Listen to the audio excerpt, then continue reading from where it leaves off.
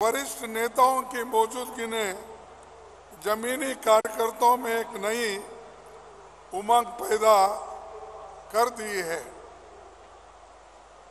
राहुल गांधी जी अभी अपने तकरीर में ये बात कही कि चंद लोग इस देश की संपत्ति को लूट रहे हैं, पैसा हमारा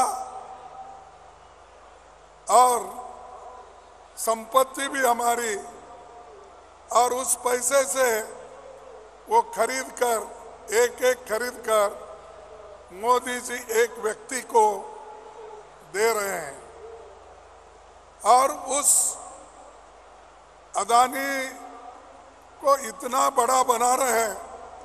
वो एक व्यक्ति आज हाथी के जैसा मोटा बन गया है और किसी और व्यापारियों को इतना मदद सरकार ने नहीं किया जितना अदानी को किया। इसके लिए जो राहुल गांधी जी ने एक संकेत दिया कि पूरे कांग्रेस पार्टी, पूरे नेतागण, पूरे कार्यकर्ता, पूरे युवा, महिला सभी एक होकर सत्य की खोज निकालना है और कैसे पैसे उनके पास आया, कितना पैसे उन्होंने बनाया, किन किन रीतियों से बनाया, उसके लिए हम लड़ेंगे। ये उन्होंने जो कहा, हम उनके साथ हैं, उनके साथ लड़ेंगे, उनके साथ खड़े होंगे और ये संदेश पूरे देश में हम लेके जाएंगे। जैसा कि भारत जोड़ो यात्रा के लिए हम सभी ने एक होकर कन्याकुमारी से कश्मीर तक उसको यशस्वी बनाया और वो राहुल जी की मेहनत भी थी और लोग भी उनको जुड़ते गए और सारी चीजें उन्होंने बताई। तो मित्रों, 138 साल के कांग्रेस के इतिहास में अब तक 85 महाधिवेशन हुए और उन सब में देश की दिशा को बदलने वाले फैसले हुए हैं। जनता के सरोकार से जुड़ी देश की जितनी महत्वपूर्ण योजनाएं हैं, उनमें कई ऐसी है जिनके मूल विचार हमारे अधिवेशनों में आई है। यहाँ तक कि भारत के संविधान में शामिल मूल अधिकार का विचार भी हमारे 1931 में कराची रेजोल्यूशन में आया था और उसी के बहुत से विचार आज हमारे बहुत से रेजोल्यूशन में आए हैं।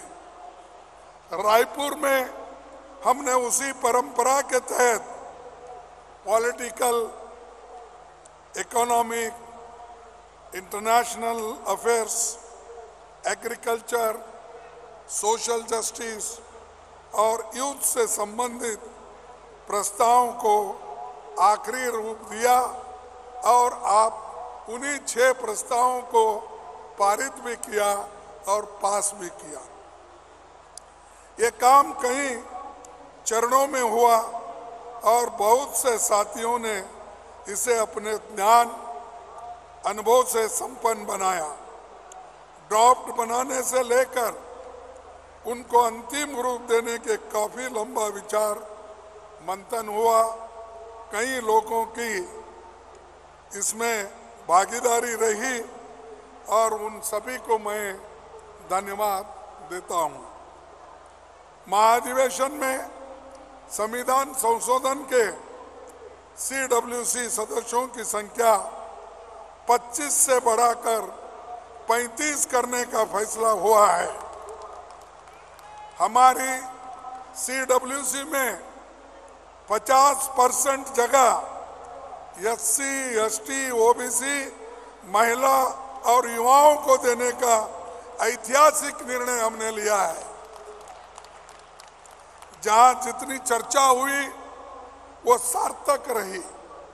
मुझे लगता है कि इसमें जो सुझाव आए हैं वो हमारे पार्टी संगठन और राज्य सरकारों के साथ अन्य क्षेत्रों के लिए उपयोगी साबित होगी। 2024 के लोकसभा चुनाव में इन मुद्दों का महत्व होगा और 2023 में हो रही आधे दर्जन राज्यों के विधानसभा चुनाव में भी इसकी बड़ी उपयोगिता होगी।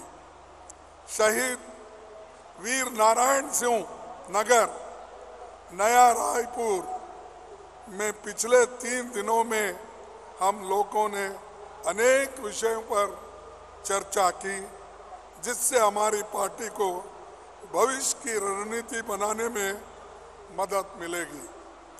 जमीनी स्तर पर बुनियादी मुद्दों को पहुंचाने का मार्ग मजबूत करना है। यहाँ हमने जिन आम प्रस्तावों को मंजूरी दी है वो देश की आवाम के भविष्य से जुड़े बेहद अहम मुद्दे, इनको हम इम्प्लीमेंट करके भारत को एक नया इतिहास रचाएंगे। जहां हमारी राज्य सरकारें हैं वो उस काम को करेगी और जिन राज्यों में हमारी सरकारें बनेगी इस एजेंडे को आगे बढ़ाएगी। संसद और जिन राज्यों में हम विपक्ष में है वहाँ संसदीय फोरम पर इन सवालों को हम उठाते रहेंगे।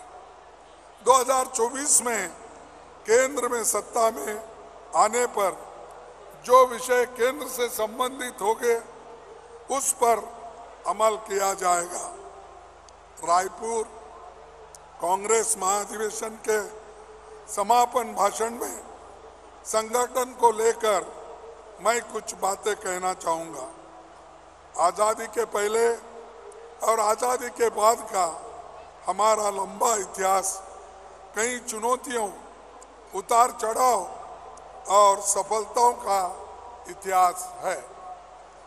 62 सालों तक देश की आज़ादी के लिए संघर्ष किया, आज़ादी हासिल की और देश को संविधान दिया, लोकतंत्र की जड़ों को मजबूत किया। इसीलिए इन मूल्यों की रक्षा का जिम्मा भी सबसे अधिक हमारे ऊपर है और देश की जनता भी हमसे यही उम्मीद करती है। आज हमारे सामने तमाम चुनौतियां हैं, लेकिन कोई ऐसी चुनौती नहीं है जिसका समाधान कांग्रेस नहीं निकाल सकती। एकता, अनुशासन, दृढ़ संकल्प की जरूरत है। पार्टी की ताकत में ही हमारी ताकत है।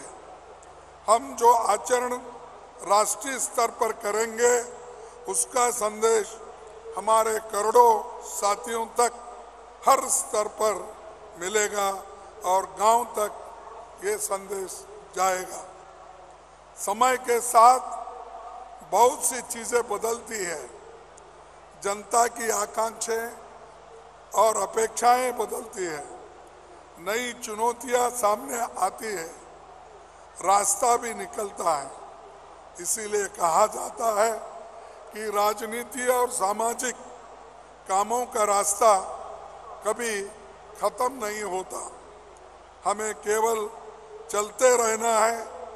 हमारी कई पीढ़ियां इसी रास्ते पर चलती रही और आगे भी चलते रहेंगे। इसीलिए नौजवान साथियों से खास तौर पर मैं अपील करना चाहता हूं कि भविष्य आपका है। कांग्रेस मजबूत होगी तो इस देश का भविष्य सुखद होगा। राहुल जी ने जिन पथरीले रास्तों पर चलकर एक माहौल बनाया है उसे आगे ले जाने का सबसे बड़ा जिम्मा हम सब का है। देश में जिस जनक स्तर पर गैर बराबरी बढ़ रही है, उसका बहुत खतरनाक संकेत मिल रहा है। अमीर और अमीर हो रहा है, जबकि गरीब और गरीब बन रहा है। गांवों और शहरों के बीच खाई गहरी होती जा रही है, तनाव बढ़ रहा है। इसमें हमें अपने एजेंडे में लेना है, गरीबों के साथ खड़े रहना है, किसानों, मजदूरों, दलितों, अल्पसंख्यकों और नौजवान, महिलाओं के, आदिवासियों के मुद्दों पर लगातार सक्रियता से हमको लड़ना है। बेरोजगारी और महंगाई के खिलाफ अपनी मुहिम को लगातार अपने एजेंडे में रखना है और नफरत फैलाने वाली विचारधारा के खिलाफ मजबूती से मुकाबला हमको करना है।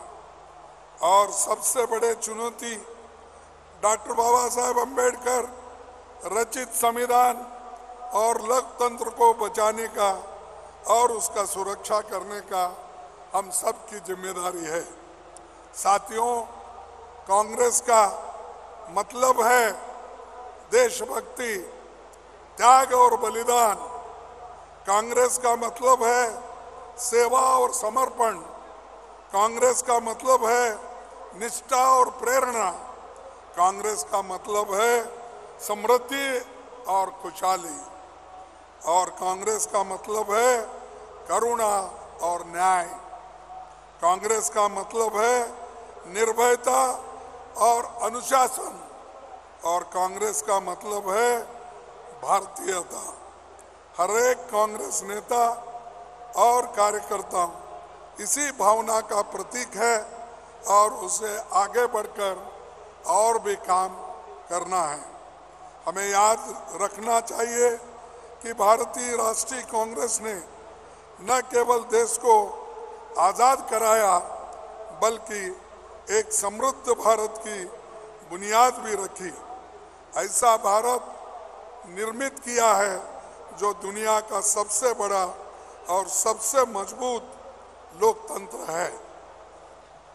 भाइयों, जो 6 विषय थे, उन 6 विषय को मैं संक्षिप्त में निकाल देता हूँ। राजनीतिक, हम महाधिवेशन साफ कर दिया है। बीजेपी आरएसएस के खिलाफ हमारी विचारधारा की लड़ाई तीव्र होगी। चुनावी मुकाबले तो होते रहते हैं, पर कितना भी समय लगे और कितना भी संघर्ष हो, हम एकजुट होकर लड़ने को तैयार हैं। भारत जोड़ो यात्रा से भी हम यही मार्गदर्शन हमको मिला है। आर्थिक, बढ़ती हुई आर्थिक विषमताएं, सार्वजनिक संपत्तियों का अंधा निजीकरण, बढ़ती रोजगारी और महंगाई हमारे सबसे बड़ी आर्थिक चुनौतियां हैं। हमें मिक्स्ड इकोनॉमी मॉडल पर चलना होगा। पब्लिक सेक्टर की भूमिका को नई शक्ति देनी होगी। खास करके हमें मित्रवादी पूंजीवाद से देश को बचाना है। तीसरा, किसान और खेत मजदूर। किसान और खेत मजदूर हमारी आर्थिक नीति की प्राथमिकता होने चाहिए। Green revolution, white revolution Congress सरकार ने संभव कराया। इससे देश बदला। कृषि का निजीकरण हमारे देश के लिए हानिकारक होगा। कृषि में और अधिक आर्थिक निवेश के अलावा कोई दूसरा रास्ता नहीं है। जो अभी हमको जो फार्मर्स के लिए जो रेजोल्यूशन यहाँ पर रखे हैं, उसका हम पूरे लोग समर्थन करते हैं। सामाजिक न्याय और सशक्तिकरण, जाति जनगणना करना अनिवार्य बन गया है।